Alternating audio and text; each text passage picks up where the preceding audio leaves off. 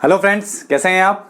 चलिए आज बात करने वाले हैं free radical addition reaction part 2 है ना। एडिशन रिएक्शन का दूसरा भाग है। एडिशन रिएक्शन का फर्स्ट पार्ट हमने कंप्लीट कर दिया था, इलेक्ट्रोफिलिक एडिशन रिएक्शन 2 पार्ट में कंप्लीट किया था हमने। उसके बाद आज सेकंड एडिशन रिएक्शन आ रही है, वो है फ्री रेडिकल एडिशन रिएक्शन। देखो बहुत इंपॉर्टेंट पार्ट है, फ्री रेडिकल बनता है और बहुत ही जबरदस्त वाला मैकेनिज्म है इसके अंदर। और एक बहुत ही अच्छी बात आने वाली है इसके अंदर कि देखो होता क्या है इसमें, HBr, सिर्फ HBr का यूज करता है। देखो लास्ट जो वीडियो था उसमें मैंने बताया था आपको कि इसमें कुछ भी यूज कर सकते हैं आप, है ना। HI यूज कर सकते हो आप, HCl यूज कर सकते हो, कुछ भी यूज कर सकते हो इलेक्ट्रोफिलिक एडिशन रिएक्शन के केस में। लेकिन फ्री रेडिकल एडिशन के केस में हम सिर्फ और सिर्फ HBr लेते हैं, HF, HCl और HI का यूज नहीं करते हैं। अच्छा, क्यों यूज नहीं करते हैं उसका भी मैं रीजन बताने वाला हूं, तो बने रहें वीडियो के साथ में। और इसका यूज ही क्यों करते हैं उसका भी रीजन बताने वाला हूं, तो आप बने रहें वीडियो के साथ में। लास्ट में बहुत जबरदस्त एग्जांपल लेने वाला हूं आज, तो जरूर देखें। बेस्ट लेक्चर है फ्री रेडिकल एडिशन रिएक्शन पे। ओके, स्टार्ट करते हैं। देखो एज यूजुअली हम रिएक्शन काम में लेते हैं CH3CH डबल बॉन्ड CH2। देखो अगर मैं इस पे रिएक्शन कराऊं HBr की, किसकी रिएक्शन कराऊंगा, HBr की। लेकिन एक HBr में पेरोक्साइड मीडियम में यूज कर रहा हूं, एक HBr को मैं यूज कर रहा हूं पेरोक्साइड मीडियम में, तो क्या प्रोडक्ट बनने वाला है। और एक कॉमन HBr यूज कर रहा हूं नॉर्मली, इसमें कोई किसी प्रकार का कैटलिस्ट में यूज इसमें नहीं करने वाला हूं, इसमें किसी प्रकार कोई कैटलिस्ट यूज नहीं कर रहा हूं। तो देखो क्या होने वाला है, क्या इफेक्ट आता है। जैसे मैं HBr यूज करता हूं तो वही as it is condition, first electrophile attack करेगा H+ और Br- बनाएगा और जाके अटैक करेगा CH2, यहां पे H आ जाएगा, 2 डिग्री कार्बोकैटायन बनेगा, तो यहां पे आके हमारा Br जुड़ जाया करता था इलेक्ट्रोफिलिक एडिशन रिएक्शन में, है ना। यहां पे कोई हमने और कुछ मीडियम यूज नहीं किया। लेकिन पेरोक्साइड मीडियम में ऐसा क्या होता है, जैसे मैंने यहां पे कोई ले लिया पेरोक्साइड, जैसे ROOR, ये पेरोक्साइड हो गया। पेरोक्साइड क्या होता है, oxygen single bond oxygen, last video में बताया था मैंने, बहुत अच्छे से क्लियर किया है। ऑक्सीजन के साथ में एक ऑक्सीजन सिंगल बॉन्ड से जुड़ी होगी, वो होगा पेरोक्साइड मीडियम, है ना। पेरोक्साइड मीडियम में क्या असर पड़ता है, थोड़ा सा मामला उल्टा हो जाता है इसका। क्या होता है कि H जुड़ जाता है यहाँ पे और CH2 Br आ जाता है यहाँ पे, थोड़ा सा मामला गड़बड़ा गया, थोड़ा नहीं कह सकते इसको, बहुत ज्यादा मामला गड़बड़ा गया। देखो यहाँ पे 2 डिग्री कार्बोकैटायन बन रहा था, स्टेबिलिटी हमें पता थी, तो हमने Br को यहाँ जोड़ा और H हमारा यहाँ पे अटैक करता है। मतलब इस केस में मामला उल्टा हो गया। ये मार्कोनिकॉफ के अकॉर्डिंग चला है ना, मार्कोनिकॉफ के अकॉर्डिंग बना है, जबकि ये मार्कोनिकॉफ के अकॉर्डिंग नहीं चला है, ये चला है एंटी मार्कोनिकॉफ। देखो एंटी हो गया ना, हमने मार्कोनिकॉफ में क्या पढ़ा था, मार्कोनिकॉफ किससे है, कार्बोकैटायन से तो है, स्टेबिलिटी ऑफ कार्बोकैटायन, उससे ही मार्कोनिकॉफ है। तो मार्कोनिकॉफ अंकल ने क्या कहा था, मार्कोनिकॉफ अंकल ने कहा था कि जहां पे दो डबल बॉन्ड से जुड़े हुए अनसैचुरेटेड कार्बन से जुड़े हुए 2 कार्बन में हाइड्रोजन जाके उस कार्बन से जुड़ेगा जहां पहले से ही हाइड्रोजन ज्यादा हो। तो देखो यहां पे ये जुड़ गया, लेकिन यहां पे उल्टा हो गया ना मामला, जहां पे हाइड्रोजन कम था वहां पे जाके H जुड़ा है, तो यहां गड़बड़ हो गया। तो ये हो गया हमारा एंटी मार्कोनिकॉफ,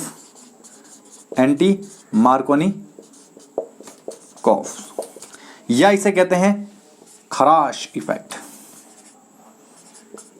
खराश इफेक्ट भी बोलते हैं इसे, या फिर इसे पेरोक्साइड इफेक्ट भी कह सकते हो आप, पेरोक्साइड इफेक्ट। तो तीनों नाम इसी के हैं। तो देखो ये कैसे हुआ, क्यों Br यहां पे आया और क्यों H यहां पे आया, इसके लिए क्या फंडा है और क्या मैकेनिज्म है, वो उसकी बात हम अभी करते हैं। तो मैकेनिज्म से समझ में आएगा कि ये Br यहां पे क्यों आया और H यहां पे क्यों आया। ओके, स्टार्ट करते हैं मैकेनिज्म।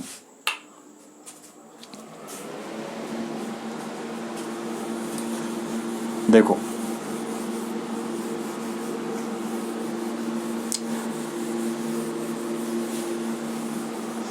मैकेनिज्म इसका 3 पार्ट में डिवाइड होगा।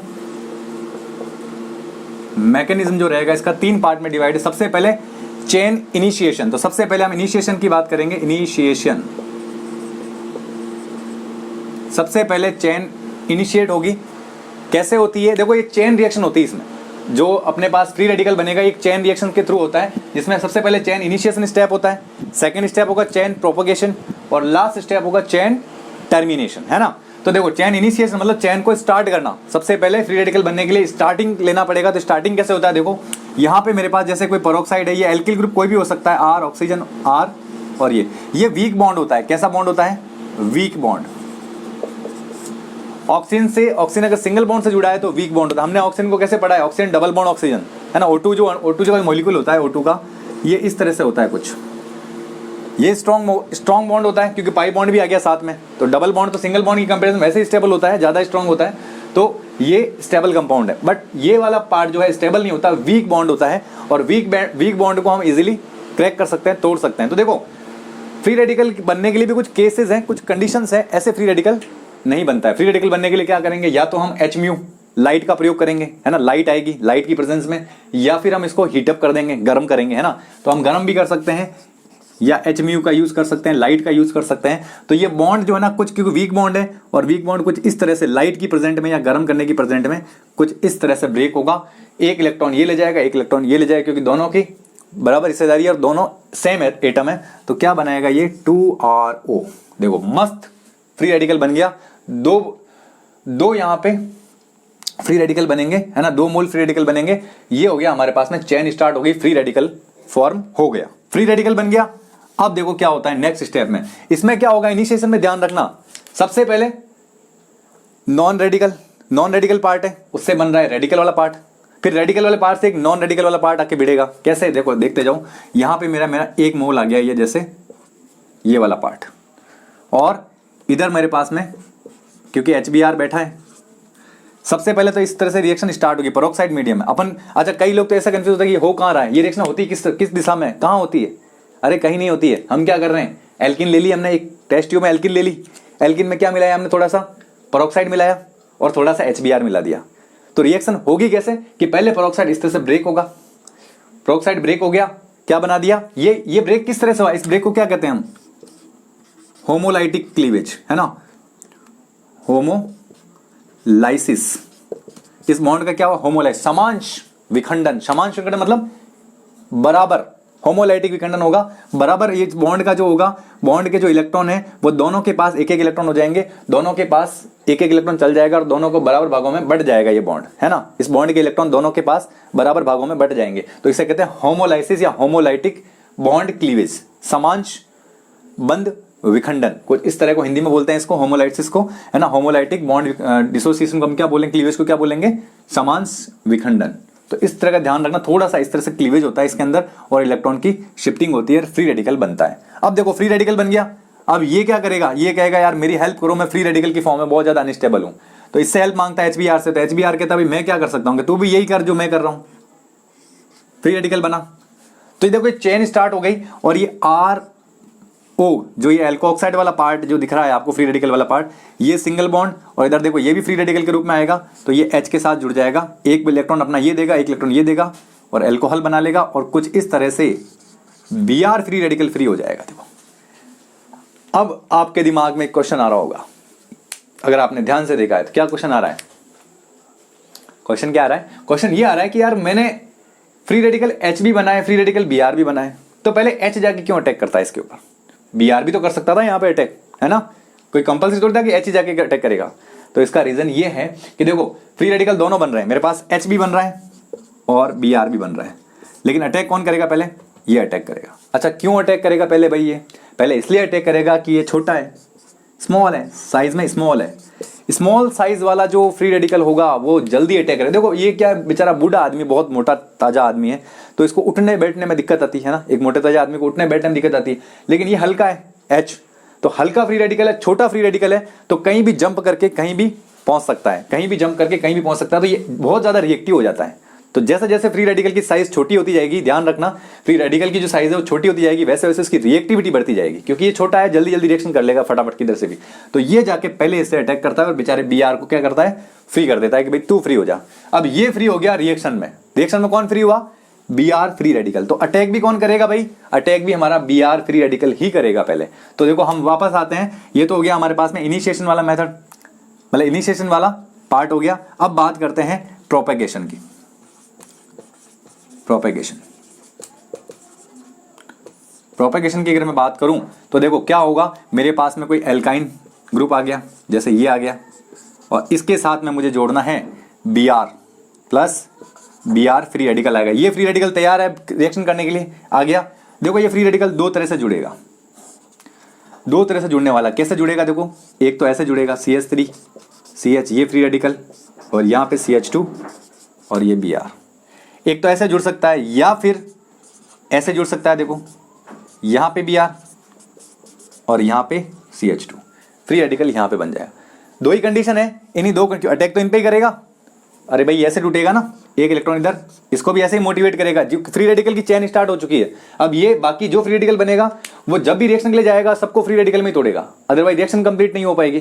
तो ऐसे ही रिएक्शन कंप्लीट होती है। तो ये Br इसको इस तरह से फ्री रेडिकल में तोड़ेगा, तो ये दो कंडीशन बनेगी। अब देखो बताओ कौन स्टेबल होगा, कौन रिएक्शन में आगे भाग लेगा, which is the more stable and which is the less stable. देखो 2 डिग्री फ्री रेडिकल हम ये जानते हैं 2 डिग्री, और ये है हमारे पास में 1 डिग्री। अच्छा, फ्री रेडिकल की स्टेबिलिटी भी हम कैसे देखते हैं, जैसे कार्बोकेटाइन की स्टेबिलिटी देखते हैं, है ना, एज इट इज बिल्कुल सेम है।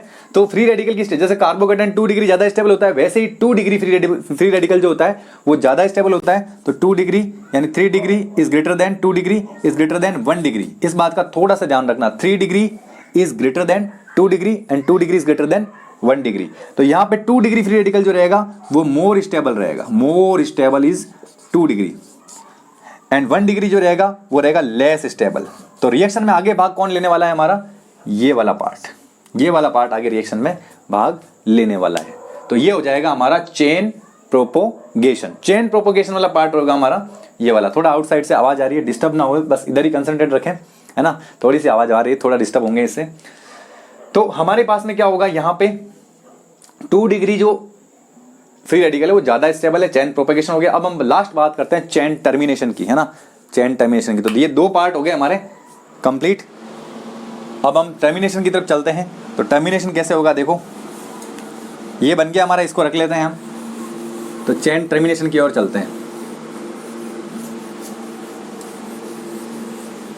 देखो कुछ ये बना है हमारे पास में। अब लास्ट स्टेप था, थर्ड स्टेप है टर्मिनेशन। टर्मिनेशन मतलब समापन, खत्म, समापन करना है भाई इसको, खत्म। अच्छा, खत्म कब होगी रिएक्शन, खत्म जब होगी, कौन से केस में खत्म होगी, देखो खत्म ऐसे हो सकती है जैसे मेरे पास में CH3, ये CH और ये CH2 Br, और यहाँ पे कोई अगर Br फ्री रेडिकल आ गया तो देखो क्या बनाएगा, CH3 CH, ये फ्री रेडिकल था, यहाँ पे आके Br जुड़ जाएगा, और एक Br वैसे मेरे पास पहले से ही पड़ा है। तो देखो चेन खत्म हो गई ना, खत्म हो गई चेन। यहाँ पे कोई फ्री रेडिकल दिख नहीं रहा है तो चेन खत्म, क्योंकि फ्री रेडिकल होगा तभी वो नेक्स्ट को फ्री रेडिकल के लिए स्टेबल मतलब मोटिवेट करेगा। तो कोई फ्री रेडिकल ही नहीं है तो ये मोटिवेट करेगा ही नहीं भाई, कोई फ्री रेडिकल बनाओ सामने वाला। नेक्स्ट अगर मैं ऐसा हो सकता है Br free radical, 2 Br free radical मिल जाए तो बना लेंगे Br2, ये भी एक स्टेबिलिटी को मिल गई, Br2 जो होता है वो स्टेबल होगा, और ये हमारा क्या है, फ्री रेडिकल वाला पार्ट जो होगा खत्म हो जाएगा इसमें यहाँ पे। और एक पार्ट और ऐसा हो सकता है कि दोनों तरफ से, जैसे मेरे पास में CH3 CH ये डॉट ये CH2 Br ये आ जाए, प्लस एक और ऐसा मॉलिक्यूल आ जाए CH डॉट CH2 Br। तो होगा क्या, कुछ नहीं होने वाला है, ये as it is CH3 CH CH2 Br, और देखो यहाँ से ये बॉन्ड इससे और इससे, ये दोनों बॉन्ड आपस में जुड़ जाएंगे। तो ये CH ये CH3 ये CH2 और ये Br। इस तरह से चेन का टर्मिनेशन हो जाएगा, चेन खत्म हो जाएगी और हमारा मैकेनिज्म खत्म हो जाएगा। तो चेन टर्मिनेशन यहाँ तक हो जाता है, रिएक्शन इस तरह से कंप्लीट हो जाती है। तो ये तो था हमारा मैकेनिज्म कि पेरोक्साइड मीडियम में HBr कैसे रिएक्शन करता है। अब देखो जैसे मैंने सबसे पहले बनाया था, क्या बनाया था कि भाई मेरे पास में RO के साथ में इंटरमीडिएट क्या बना था, मेरा इंटरमीडिएट मेरा ये वाला बना था, यही बना था, है ना। तो अब आके क्या कौन अटैक करेगा, अब H अटैक करेगा तो H यहाँ जुड़ेगा भाई, ये बना ना intermediate CH3 CH free radical और ये CH2 Br, ये Br फ्री था, जुड़ गया। अब देखो अब आगे क्या होगा, क्योंकि HBr फ्री है तो H टूटेगा और Br टूटेगा। तो देखो अब कौन फ्री हो रहा है, H, पहले H प्लस H डॉट जो है H फ्री रेडिकल है वो पहले अटैक करेगा तो वो जाके यहाँ जुड़ जाएगा। तो हमारा फाइनल प्रोडक्ट क्या बनेगा लास्ट में, CH और यहाँ पे जुड़ गया H और ये CH2 और देखो ये Br। इस तरह से रिएक्शन प्रोसीड होती है। मैकेनिज्म आया समझ में, क्यों हुआ यहाँ पे एंटी मार्कोनिकोफ, इस तरह से हुआ एंटी मार्कोनिकोफ। ये हमारा इंटरमीडिएट बना था और इंटरमीडिएट पे आके फिर बाद में कौन अटैक करेगा, H, क्योंकि देखो पहले Br ही फ्री था, है ना, Br ही फ्री हुआ था क्योंकि ROH बन गया था और बेचारा Br फ्री रेडिकल फ्री था। तो Br फ्री रेडिकल आके यहाँ अटैक करता है, इससे 2 डिग्री फ्री रेडिकल बनता है। अब बचा कौन, अब वापस एक HBr का मॉलिक्यूल आएगा, फिर H टूटेगा, Br अलग होगा, तो H हल्का है तो जाके पहले अटैक करेगा और यहाँ बना देगा ये कुछ इस तरह का कंपाउंड, और ये वाला जो कंपाउंड रहेगा यहाँ पे ये वाला स्टेबल रहेगा। तो पेरोक्साइड मीडियम में समझ में आया, ये होता है स्टेबिलिटी का रीजन। अच्छा, एक और इंपॉर्टेंट बात, सबसे इंपॉर्टेंट बात, अच्छा बताओ इस रिएक्शन में हम क्या HF, HCl और HI का यूज कर सकते हैं क्या? HF, HCl और HI का यूज कर सकते हैं क्या? बिल्कुल नहीं कर सकते हैं, नहीं कर सकते हैं। क्यों नहीं कर सकते हैं भाई? इसका क्या रीजन है वो समझेंगे। इससे पहले हम थोड़ा सा इसकी रिएक्शन समझ ले। देखो, कभी भी जब भी पेरोक्साइड मीडियम में इन तीनों में से कोई भी एक आता है तो प्रोडक्ट कैसे बनेगा? प्रोडक्ट बनेगा अकॉर्डिंग टू मार्कोनिकॉफ। चाहे फिर आप यहाँ पे पेरोक्साइड ही क्यों ना यूज करो। देखो, एक रिएक्शन, थोड़ी 2-3 रिएक्शन बताता हूँ, फिर इनका रीजन बताऊंगा मैं आपको कि ये क्यों नहीं यूज करते हैं, इनका यूज करने का क्या कारण है, क्यों यूज नहीं करते हैं इनको। देखो, अगर ये तीनों आते हैं, जैसे मेरे पास रिएक्शन ले रहा हूँ, बहुत सारी रिएक्शन है, जैसे ये हुई मेरे पास में, बहुत सारी रिएक्शन ले लूंगा, बहुत सारी। ये ले लिया मैंने CH3 CH double bond CH2। देखो यहाँ पर रिएक्शन ले रहा हूँ HCl, फिर HCl विथ पेरोक्साइड, फिर ले ली मैंने HI, है ना, नॉर्मल HI विथ पेरोक्साइड, फिर मैंने ले लिया HBr, फिर मैंने ले ली HBr विथ पेरोक्साइड। वैसे जनरली हम HF का यूज नहीं करते हैं क्योंकि एक्सक्लूसिव होता है ये, है ना, विस्फोटक होता है थोड़ा पेरोक्साइड मीडियम में। और लेता हूँ मैं लेता हूँ HI नॉर्मल केस में, ये पेरोक्साइड के केस में नॉर्मल केस में आ गया। अब देखो प्रोडक्ट क्या क्या बनने वाले हैं। जैसे मैंने HCl लिया तो नॉर्मल HCl में क्या होगा? मार्कोनिकॉफ रूल यूज होगा, तो ये CH3, ये Cl, ये CH3, ये बन जाएगा। पेरोक्साइड मीडियम में भी मार्कोनिकॉफ के अकॉर्डिंग यूज होगा। यहाँ पेरोक्साइड लिखा आएगा, ऐसा लिखा आएगा, देखो ROOR, ऐसा भी लिखा आ सकता है, पेरोक्साइड लिखा आ सकता है, बेंजोइल पेरोक्साइड आ सकता है, कोई भी पेरोक्साइड आ जाए, हमें हमेशा HCl और HI और HF के केस में हमें मार्कोनिकॉफ रूल को नहीं भूलना है, मार्कोनिकॉफ अंकल को याद रखना है। यहाँ भी यही कंडीशन, CH3, ये I आ जाएगा, ये H हो जाएगा, ये CH3 हो जाएगा। यहाँ पे भी यही कंडीशन, CH3C Br, है ना, H और ये CH3 आ जाएगा। यहाँ पे मामला उल्टा हो जाएगा पेरोक्साइड HBr के लिए। HBr के केस में भाई, HBr के केस में एंटी मार्कोनिकॉफ का ध्यान रखना है, बहुत बहुत इंपॉर्टेंट, बहुत बहुत इंपॉर्टेंट।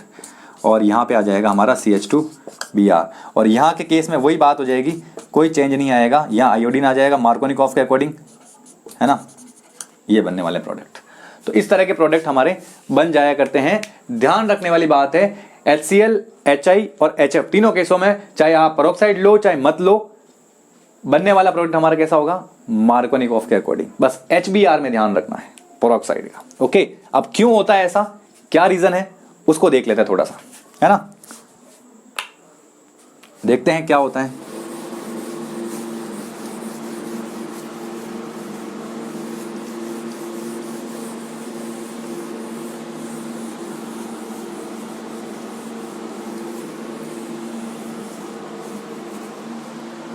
देखो होता क्या है, जैसे मेरे पास में कोई रिएक्शन है, यही वही वाली रिएक्शन जैसे CH3 CH double bond CH2। अब मैं इस पे क्या कर रहा हूँ, वेरियस टाइप ऑफ रिएक्शन करवा रहा हूँ, तीनों चारों की रिएक्शन है, और एक ये देखो, जैसे मैंने यहाँ पे थोड़े छोटे कर देते हैं इनको, यहाँ पे मैंने लिया HF, फिर लिया मैंने HCl, फिर लिया HBr, और फिर ले रहा हूँ मैं HI। देखो हो क्या रहा है, यहाँ पे अटैक फर्स्ट करेगा, पहले बनाएगा फ्री रेडिकल। तो देखो फ्री रेडिकल कैसा बनने वाला है, CH3 CH, ये फ्री रेडिकल बन गया, और ये CH2, ये F बन गया। यहाँ पे कैसा बनने वाला है, यहाँ पे कुछ ऐसा बनेगा, CH फ्री रेडिकल, CH2, और ये Cl बन जाए। अगर मैं ऐसा बनाऊँ फ्री रेडिकल के केस में, देखो अगर ऐसा हो जाए तो देखते जाओ क्या हो रहा है, क्यों हो रहा है, क्यों ऐसा नहीं हो रहा है, मैं उसका रीजन बता रहा हूँ आपको। और एक हो जाए यहाँ पे फ्री रेडिकल CH2Br, और एक यहाँ पे ऐसा हो जाए CH free radical CH2 iodine. चारों कंडीशन आ गई। अच्छा एक बात बताइए मुझे, यहाँ पे अगर मेरे पास मैं देखूं Cl बन रहा है, फ्लोरीन बन, ये सब फ्री रेडिकल बन रहा है मेरे पास में, एक बात बताइए, क्या मेरे पास ये कंडीशन पॉसिबल है? हमने अभी तक नहीं देखी, मैंने मना कर दिया साफ कि ऐसा होने वाला ही नहीं है, रिएक्शन होगी ही नहीं। तो ये फ्री रेडिकल तो हमारे बन के तैयार हो गए, लेकिन ये क्यों हो रहे हैं, क्या रीज़न है इसका? रीज़न ऐसा समझ सकते हैं हम इसको, जैसे हम जनरली हम देखते हैं कोई रिएक्शन क्यों होती है, कोई रिएक्शन क्यों होती है, रीज़न क्या है? जैसे थर्मोडायनेमिकली देखें हम तो रिएक्शन जब होती है, जब स्पॉन्टेनियस रिएक्शन कैसे होती है, जब डेल्टा जी नेगेटिव आता है। डेल्टा जी नेगेटिव आता है तो स्पॉन्टेनियस रिएक्शन होती है। थोड़ा थर्मोडायनेमिक्स में जा रहे हैं, है ना। अच्छा, ऐसे नहीं देखें, ऐसे देखें, कोई रिएक्शन इजीली कैसे प्रोसीड होगी, एक्सोथर्मिक होगी जब या एंडोथर्मिक होगी जब। भाई एक्सोथर्मिक होगी जब ही तो रिएक्शन जल्दी प्रोसीड होगी इजीली। एंडोथर्मिक हो जाएगी मतलब अपने को आगे से हीट देनी पड़ेगी। अगर किसी को पैसे देने पड़े तो निकालेंगे क्या पैसे? नहीं निकालेंगे। किसी को अगर कुछ देना हो हमारी तरफ से तो हम नहीं देंगे, लेकिन कोई दे रहा है अगर हमें तो ले लेंगे फटाफट जल्दी से। तो होगा क्या, रिएक्शन ऐसे प्रोसीड होगी कि अगर हीट बाहर निकल रही है, रिएक्शन होने में हीट बाहर निकल रही, बहुत अच्छी बात है, बॉन्ड फॉर्मेशन हो रहा है, हीट बाहर निकल रही है, बहुत अच्छी बात है, रिएक्शन स्पॉन्टेनियसली हो जाएगी, मतलब स्वतः हो जाएगी। लेकिन अगर हीट देनी पड़ रही है मतलब स्वतः नहीं होगी, स्वतः नहीं होगी। तो हम इसको, इस कंसेप्ट को समझेंगे हम डेल्टा एच के हिसाब से। डेल्टा एच नेगेटिव आ रहा है मतलब कि रिएक्शन कैसी हो जाएगी, स्वतः, स्पॉन्टेनियस। कैसी हो जाएगी? स्पॉन्टेनियस हो जाएगी, स्वतः हो जाएगी। एक्सोथर्मिक हो जाएगा, माइनस का चिन्ह है, मतलब डेल्टा एच नेगेटिव मतलब एक्सोथर्मिक रिएक्शन, और एक्सोथर्मिक रिएक्शन होगी वो इजीली स्पॉन्टेनियसली हो जाएगी, स्वतः हो जाएगी रिएक्शन। तो देखो होता क्या है मेरे पास में अगर ये कंडीशन बन गई, ये बन गई, ये बन गई, ये बन गई, यहाँ पे क्या होगा, ये बनने में कोई दिक्कत नहीं है, एक्सोथर्मिक रिएक्शन होगी। ये बनने में भी कोई दिक्कत नहीं है, एक्सोथर्मिक रिएक्शन होगी। और ये बनने में भी कोई दिक्कत नहीं है, एक्सोथर्मिक होगी। लेकिन ये बनने में रिएक्शन होगी एंडोथर्मिक। देखो क्या हो रहा है, इन तीनों केस में एक्सोथर्मिक रिएक्शन है, क्योंकि ये बन जाएगा आराम से। ये बनाने के लिए हमें कोई किसी तरह की हीट देने की जरूरत नहीं पड़ेगी, उल्टा हीट निकलेगी बाहर, उल्टा आराम से इजीली हीट निकलेगी, क्योंकि बॉन्ड फॉर्मेशन हुआ, हीट निकलेगी आराम से। तो तीनों आराम से एक्सोथर्मली रिएक्शन हो जाती है। लेकिन यहाँ पे क्या होता है, देखो आयोडीन का आकार जो होता है ना, मैं इसको ऐसा बना दूं, इतना बड़ा आयोडीन का आकार होता है। तो ये बड़े साइज का आयोडीन होने के कारण ये फ्री रेडिकल जो होता है वो इस पे इजीली अटैक नहीं कर पाता, इजीली जुड़ नहीं पाता इससे। तो ये बेचारे क्या करते हैं, दोनों एक जैसे भाई भाई बोलते हैं यार, अपन दोनों मिलकर ही बना देते हैं ना कंपाउंड, अणु बना देते हैं I2। तो ये दोनों मिलकर क्या बेचारे क्या करते हैं, I2 बना देते हैं और ये आयोडीन निकल जाती है।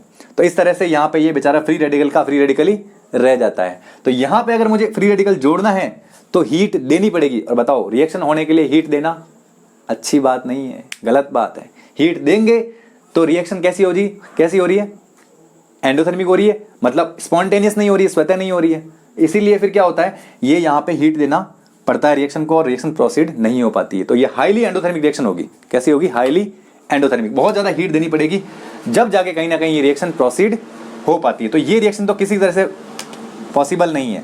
यहाँ तक वाला स्टेप भी नहीं होगा, मतलब फर्स्ट स्टेप भी नहीं होगा यहाँ पे। जबकि यहाँ तीनों में फर्स्ट स्टेप हो गया आराम से, कोई दिक्कत नहीं। पहला स्टेप हो जाएगा, ये बन जाएगा रेडिकल। सेकेंड स्टेप की अगर मैं बात करूं तो देखो यहाँ पे आएगा HF, यहाँ आएगा HCl, यहाँ आएगा HBr, और ये तो आगे होने वाली नहीं रिएक्शन, तो इसको देखने की जरूरत नहीं है, इसको देखने की जरूरत नहीं है ना। कैमरा चेक करना था।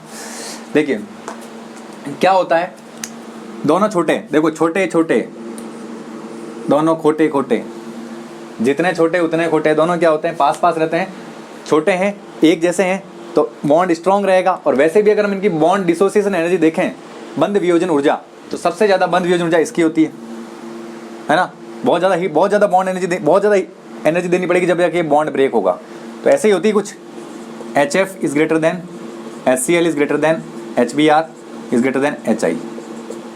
ये होती है bond dissociation energy, BDE, bond dissociation energy होती है। मतलब इसके बॉन्ड को तोड़ने के लिए सबसे ज्यादा एनर्जी देनी पड़ेगी, उसके बाद इसको, उसके बाद इसको, उसके बाद इसको। तो बताओ ये बॉन्ड ब्रेक नहीं होगा, इतनी आसानी से बॉन्ड ब्रेक नहीं होगा। और बॉन्ड ब्रेक नहीं हो रहा है तो देखो यहाँ से इस प्रोसेस में हीट रिलीज हुई है, एक्सोथर्मिक हुआ है प्रोसेस, है ना, एक्सोथर्मिक हुआ है। तो ये इतनी हीट नहीं निकलती कि ये इसको भी बॉन्ड को ब्रेक कर दे, इस बॉन्ड को ब्रेक कर दे, इतनी हीट रिलीज नहीं होती इसमें। और जब इतनी हीट रिलीज नहीं होती तो सेकंड वाला जो स्टेप होता है वो नहीं हो पाता है, मतलब वो होता है एंडोथर्मिक। अब बताओ सेकंड स्टेप अगर एंडोथर्मिक है तो रिएक्शन ऑटोमेटिक होगी क्या, हमें हीट उल्टा देनी पड़ रही है, हीट देनी पड़ रही है, तो ये वाला स्टेप होगा ही नहीं, तो ये रिएक्शन कंप्लीट नहीं हो पाती। मतलब सेकंड स्टेप इसका नहीं हो पाता, क्योंकि इतनी हीट रिलीज ही नहीं होती कि इस HF वाले बॉन्ड को तोड़ देवे। और HF वाला बॉन्ड नहीं टूटेगा तो ये H यहाँ पे जुड़ नहीं पाएगा, H जुड़ेगा नहीं तो आगे रिएक्शन प्रोसीड नहीं हो पाएगी, है ना। दूसरे स्टेप की बात करते हैं, देखो मस्त वाला स्टेप है। यहाँ पे देखो इस सेकंड नंबर पे आ रहा है, इसकी भी बॉन्ड डिसोसिएशन एनर्जी बहुत ज्यादा होती है, मतलब इससे तो कम है लेकिन फिर भी ज्यादा ही है। तो यहाँ पे भी क्या होता है, इतनी हीट नहीं निकलती कि वो इस बॉन्ड को भी ब्रेक कर पाए। तो ये भी आगे सेकंड स्टेप वाला जो पार्ट है वो इसका कंप्लीट नहीं होगा, सेकंड स्टेप इसका होगा, इसका तो बहुत ज़्यादा होगा, बहुत ज़्यादा हाईली एंडोथर्मिक होगा, और इसका भी एंडोथर्मिक होगा। और ये देखो बेचारा एवरेज आ गया, सीधा साधा बीच में आ गया, सबसे लास्ट में आ रहा है, लगभग लास्ट में आ रहा है। तो ये बेचारा बॉन्ड क्या होता है, ये जो हीट होती है ये कहता है इतनी हीट बहुत है यार मुझे तोड़ने के लिए, तो ये आराम से टूट जाता है इधर, और टूटने के बाद ये आराम से ये बना देता है, कुछ इस तरह का कंपाउंड बन जाता है। H जाके ऐड हो जाएगा, समान से मतलब होमोलाइसिस हो जाएगा इसका, और ये हीट एक्सोथर्मिक के द्वारा जो हीट निकली है ना, वो हीट सफिशिएंट है इसको तोड़ने के लिए, और ये प्रोडक्ट बन जाता है। इसीलिए HBr is very very suitable for this reaction. You can say anti Markovnikov के लिए HBr is perfect. Okay, anti Markovnikov या आप पेरोक्साइड यूज कर रहे हो उसके लिए ये HBr जो होता है वो बिल्कुल परफेक्ट है, कोई दिक्कत नहीं आने वाली।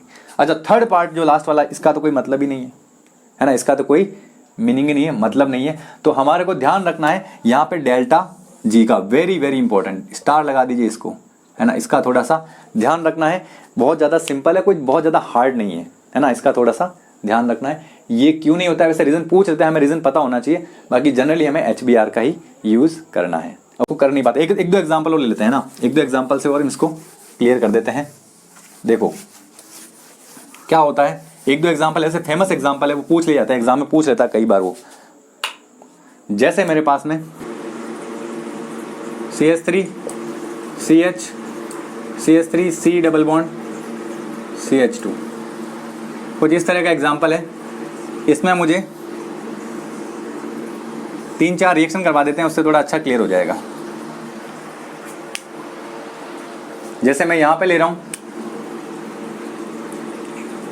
HBr, है ना, यहां पे ले रहा हूं HBr लेकिन पेरोक्साइड, यहां पे ले रहा हूं HCl, और यहां पे ले रहा हूं HCl विथ पेरोक्साइड। बताओ क्या क्या प्रोडक्ट बनने वाले हैं इसके।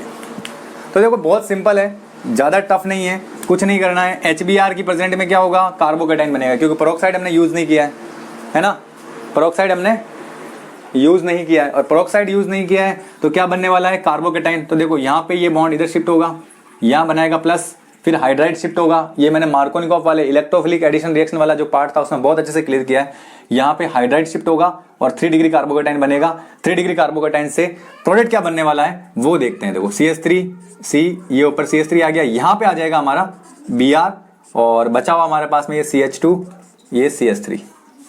इस तरह का प्रोडक्ट इसमें बनने वाला है। लेकिन अगर मैं पेरोक्साइड मीडियम यूज कर देता हूं तो देखो पेरोक्साइड में क्योंकि कार्बोकेटाइन बनता ही नहीं है, और जब कार्बोकेटाइन नहीं बनेगा तो ऑब्वियसली यहाँ पे कोई हाइड्राइड शिफ्ट होगा, नहीं मिथाइल शिफ्ट होगा, नहीं कोई फिनाइल शिफ्ट होगा, है ना। जब कभी भी कार्बोकेटाइन बनता है तभी शिफ्टिंग होगी, अदरवाइज शिफ्टिंग नहीं होगी। तो शिफ्टिंग नहीं होगी तो वही एंटी मार्कोनिकॉफ के अकॉर्डिंग एडिशन होगा। तो क्या बनाएंगे, CH3, ये CH एज इट इज रहेगा अपनी जगह, ये CH3 अपनी जगह एज इट इज रहेगा, और ये भाई साहब हमारे कौन आके टपक जाएंगे यहाँ पे टपकेंगे Br भाई साहब, और यहाँ पे टपकेंगे ये H। तो ये H आ जाएगा यहाँ पे और Br आएगा यहाँ पे एंटी मार्कोनिकॉफ के अकॉर्डिंग। एंटी मार्कोनिकॉफ क्या कहता है, ये कहता है कि जिस डबल बॉन्ड वाले जिस कार्बन के पास हाइड्रोजन ज्यादा होता है वहां जाके जुड़ता है नेगेटिव वाला पार्ट। ओके, तो ये हो जाएगा इसका एग्जाम्पल। अच्छा, इसकी HCl की बात करूं तो जैसा प्रोडक्ट ये था वैसा ही प्रोडक्ट यहां बनने वाला है, केवल HCl लग जाएगा, C ये Cl लग गया देखो, बाकी CH3 CH2 वही हाइड्राइड शिफ्ट होगा क्योंकि कार्बोकेटाइन बनेगा। और अगर पेरोक्साइड की उपस्थिति में HCl ले रहा हूं तो बताओ क्या होगा, बताओ यहां जुड़ने वाला है Cl, बिल्कुल गलत। चाहे मैं यहां HCl ले लूं, HCl HI और HF, इसके केस में क्या होने वाला है, देखो पेरोक्साइड हम यहाँ पे यूज कर रहे हैं। पहले हमने यहाँ पे क्या किया था, HCl लिया था, उसमें कोई पेरोक्साइड यूज नहीं किया था, यहाँ पेरोक्साइड यूज कर रहे हैं। तो तीनों में आप पेरोक्साइड लिखा आएगा, ROR लिखा आता है, कुछ भी लिखा आता है, उस केस में आपको प्रोडक्ट जो बनाना है वो मार्कोनिकॉफ के अकॉर्डिंग बनाना है। ध्यान रखना मार्कोनिकॉफ, तो प्रोडक्ट यही बनने वाला है एज इट इज। अगर मैं HCl यूज कर रहा हूं जैसे, तो मेरे पास में ये CH3 मतलब X ले लेता हूं, इसको कोई भी H के साथ में X हो जाएगा, है ना। तो CH3 C CH3 CH2 ये CH3 और यहाँ पे जुड़ जाएगा मेरा X। इनमें से X में कोई भी हो सकता है, Cl I आयोडीन हो जाएगा, फ्लोरीन हो जाएगा। हाँ, Br को छोड़ के यहाँ पे कोई भी X आएगा तो यहाँ आके जुड़ेगा, कोई भी हैलोजन होगा वो यहाँ आके जुड़ेगा। ओके, तो मतलब मार्कोनिकॉफ के अकॉर्डिंग प्रोडक्ट बनने वाला है, इस बात का थोड़ा ध्यान रखना है। ओके, तो ध्यान रखना है जब भी HCl HI HF के केस में पेरोक्साइड लिखाएगा तो भी मार्कोनिकॉफ के अकॉर्डिंग ही प्रोडक्ट बनाना है, एंटी मार्कोनिकॉफ के अकॉर्डिंग प्रोडक्ट नहीं बनाना है। सिर्फ HBr के केस में हमें मार्कोनिकॉफ यूज नहीं करना है in the presence of peroxide. Okay, वहां पे फिर एंटी मार्कोनिकॉफ आ जाया करता है। एक बात तो ये क्लियर हो गई। चलिए एक बात नेक्स्ट बात करते हैं हम। जैसे मेरे पास में कोई इस तरह का एग्जांपल दे देता है, पूछता है कि बताओ, दो कंडीशन दे दी, एक तो HBr और एक HBr। अच्छा, HCl का तो पेरोक्साइड पे कोई इफेक्ट पड़ेगा नहीं, ये पेरोक्साइड यूज कर रहा है और यहाँ पे ये नॉर्मल वे में हो रहा है, तो बताओ कहाँ पे कौन जुड़ने वाला? पेरोक्साइड यूज कर रहे हैं, एंटी मार्कोनिकॉफ लगा दो सीधा, कोई दिक्कत नहीं है। एंटी मार्कोनिकॉफ लगाएंगे, ये CH से जोड़ दो, देखो यहाँ पे CH2 है और यहाँ पे केवल CH है, तो हाइड्रोजन की संख्या यहाँ पे ज्यादा है, तो यहाँ पे माइनस वाला पार्ट जुड़ेगा, तो यहाँ पे मेरा आके जुड़ जाएगा Br। कौन जुड़ेगा? Br। और यहाँ पे जुड़ने वाला मेरा H, तो H जुड़ेगा यहाँ पे, Br जुड़ेगा यहाँ पे। इसका थोड़ा सा क्लियर रखना है ना, यहाँ पे Br और यहाँ पे H जुड़ने वाला है। और दूसरे केस में देखूं मैं यहाँ पे, तो देखो दूसरे केस में क्या होगा, यहाँ पे CH3 और देखो अकॉर्डिंग टू नॉर्मल HBr है, इसमें कोई पेरोक्साइड ये लिया नहीं हमने, है ना, कोई पेरोक्साइड इसमें लिया नहीं है, तो एंड मार्कोनिकॉफ के अकॉर्डिंग जुड़ेगा। तो मार्कोनिकॉफ क्या होगा हमारा, यहाँ पे जुड़ने वाला है, ये वहां पे CH है और यहाँ पे CH2, तो हाइड्रोजन कहाँ जुड़ेगा, जहाँ पे हाइड्रोजन पहले से ज्यादा है, तो यहाँ पे जुड़ेगा हमारा हाइड्रोजन और यहाँ पे जुड़ने वाला है हमारा Br। ओके, तो इस बात का थोड़ा ध्यान रखना। अच्छा बुआ जी एक मिनट आइयो, आप बैठो, आइयो। तो आया समझ में, कुछ क्लियर हुआ है ना? तो इस तरह से क्या करेंगे, यहाँ पे हमारा जो HBr वाला पार्ट है ना, इसका थोड़ा ध्यान रखना, ये वाला पार्ट जो है थोड़ा इसका ध्यान रखना, ये वाला पार्ट यहाँ पे हमारा देखो HBr है, पेरोक्साइड नहीं है, तो नॉर्मल कंडीशन में क्या यूज होगा, नॉर्मल कंडीशन में मार्कोनिकॉफ रूल जो होगा वो यूज होगा। तो यहाँ पे CH2, देखो यहाँ पे क्या है CH2 और यहाँ पे मात्र CH है, तो देखो H की संख्या, ये दोनों एल्कीन वाला कार्बन है, तो H यहाँ पे ज्यादा है, यहाँ पे कम है, तो जहाँ H ज्यादा है वहीं पे H आके जुड़ेगा, तो यहाँ पे जुड़ जाएगा हमारा H और यहाँ पे आके जुड़ जाएगा हमारा Br। कुछ इस तरह का प्रोडक्ट बनने वाला है। बहुत सिंपल है, आराम से कर सकते हैं, कोई दिक्कत नहीं है। तो साइक्लिक कंपाउंड भी आराम से कर सकते हो, बिल्कुल एज इट इज आपको रूल फॉलो करने हैं, कोई समस्या आने वाली नहीं है ना? तो मेरे हिसाब से आपको कंटेंट समझ में आया होगा। अगर आपको क्लियर हुआ है कंसेप्ट और कुछ चीज सीखने को मिली है, चैनल को जरूर सब्सक्राइब करें, लाइक करें, शेयर करें। Okay, thank you for watching.